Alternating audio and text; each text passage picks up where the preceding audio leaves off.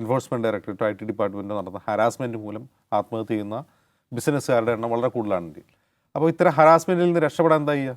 രണ്ട് വഴികളാണുള്ളത്. ഇതിന് മുമ്പുണ്ടായിരുന്നൊരു വഴി ഇലക്ട്രൽ ബോണ്ടിലേക്ക് പൈസ കൊടുത്താൽ ഈ പ്രശ്നം തീരുമാനിക്കുന്നു. ധാരാളം ഉദാഹരണങ്ങളും ഒക്കെ അത്തരമുണ്ട്. ഏറ്റവും ഒടുവിൽ കേരളത്തിൽ നിന്നാണ് ഉദാഹരണം സാബു എം ജേക്കബ്. അദ്ദേഹം എന്ത് ചെയ്തു? അദ്ദേഹത്തിൻ്റെ ഒരു പാർട്ടിന് അതുകൊണ്ടുപോയിട്ട് NDAയിൽ ചേർന്നു. അദ്ദേഹത്തിനെതിരെ ED കേസുണ്ട്.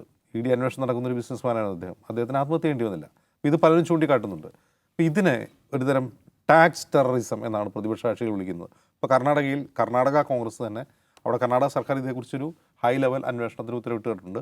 മറ്റൊന്ന് അവിടുത്തെ കോൺഗ്രസ് പാർട്ടി തന്നെ ആരോപിക്കുന്നത് ഇത് ടാക്സ് ടെററിസമാണ്, ഇത് ഒറ്റപ്പെട്ട സംഭവമല്ല, ഇതിങ്ങനെ ധാരാളമായി ഉണ്ടാകുന്നു എന്നുള്ളതാണ്. അപ്പോൾ ഈ CJ റോയിയെ പോലെ വളരെ സ്ട്രോങ് ആയിട്ടുള്ള വളരെ ശക്തനായിട്ടുള്ളൊരു മനുഷ്യന് ഈ ഹരാസ്മെൻറ്റ് സഹിക്കാൻ പറ്റാതെ ആത്മഹത്യ ചെയ്യേണ്ടി വരുന്നു. കാരണം IT ഡിപ്പാർട്ട്മെൻറ്റിൻ്റെ റെയ്ഡ് എന്ന് പറഞ്ഞാൽ അത് അനുഭവിച്ചിട്ടുള്ളവർക്ക് മനസ്സിലാവുക.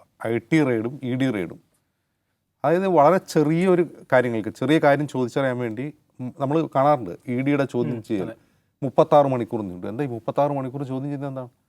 ഞാൻ ചോദിച്ചിട്ട് കൊലപാതകിയായ ഒരാൾ അല്ലെങ്കിൽ വേറെ അതായത് ഇന്ത്യയിലെ സാമ്പത്തിക തട്ടിപ്പ് ഫിനാൻഷ്യൽ ക്രൈം എന്ന് പറയുന്നത് റേപ്പിനേക്കാളും അതുപോലെ കൊലപാതകത്തെക്കാളും മോശപ്പെട്ടൊരു കാര്യമായിട്ടാണ് ഒരു പബ്ലിക് പെർസെപ്ഷൻ. അതിൽ മാധ്യമങ്ങൾക്കൊരു പങ്കുണ്ട്. അതായത് ഇന്ത്യയിൽ ഇപ്പോൾ ഒരു ബിസിനസ്സുകാരൻ ബിസിനസ് ചെയ്യുക, അപ്പോൾ എല്ലാ പേപ്പറും ക്ലിയറായിട്ട് എല്ലാം പക്കയായിട്ട് ബിസിനസ് നടന്ന ആൾക്കാരുണ്ട്. ഈ CJ റോയ് അങ്ങനത്തെ ഒരാളാണ്. കടം പോലും വാങ്ങാതെ ബിസിനസ് ചെയ്യുന്ന ഒരാളാണ്. അങ്ങനെ പലിശയുമായി ബന്ധപ്പെടാതെ ബിസിനസ് ചെയ്യുന്ന ആൾക്കാരുണ്ട്. അങ്ങനെ പലിശയുമായി പോലും ബന്ധപ്പെടാതെ സക്സസ്ഫുൾ ആയിട്ടുള്ള ഒരുപാട് സക്സസ് സ്റ്റോറീസ് ഉണ്ട്. ഇപ്പോൾ ഇങ്ങനെയൊക്കെ ഉണ്ടായിരിക്കെ തന്നെ എന്തുകൊണ്ടാണ് ഈ 36 മണിക്കൂറൊക്കെ ചോദ്യം ചെയ്യാൻ എന്താണ് ഇവരിൽ നിന്ന് അറിയാനുള്ളത്?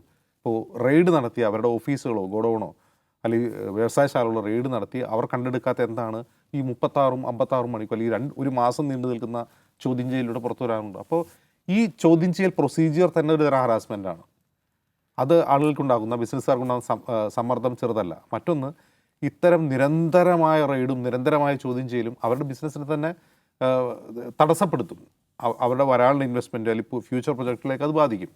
അപ്പോൾ ഭരണകൂടത്തിന് ഇപ്പോൾ ഏതെങ്കിലും ബിസിനസ്സുകാരോട് വൈരാഗ്യം തോന്നിക്കഴിഞ്ഞാൽ ആ ബിസിനസ് തകർക്കാൻ ഉള്ള എളുപ്പ വഴി അതാണ്.